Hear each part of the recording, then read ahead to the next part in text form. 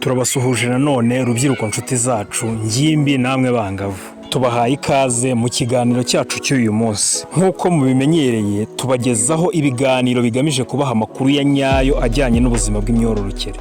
Tubagezaho amakuru ya nyayo ndetse y'ukuri agamije kubahugura cyangwa se kubamenyesha ibijyanye n'ubuzima bw'imyororokere.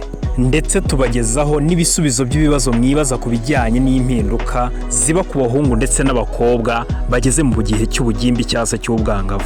Uyu munsi turasubiza ikibazo kibazwa n'abangavu b'abakobwa benshi kigira kiti: ku inshuti zanjye zose zifite amabere kuki njye ataramera?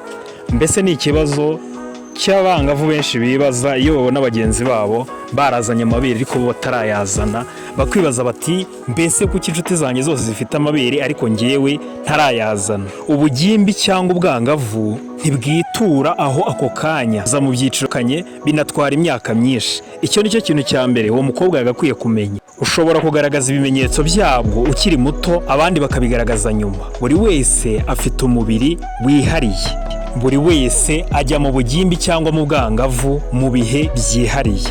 Ubwo rero ntukwiye guterwa impungenge nuko utaramera amabere, igihe kizagera nawe aze. Mwakoze cyane kudukurikira rubyiruko ngimbi namwe bangavu gukurikira ikiganiro cyacu. Ibi biganiro bikaba bigamije guha amakuru ya nyayo kandi yizewe urubyiruko, ingimbi n'abangavu.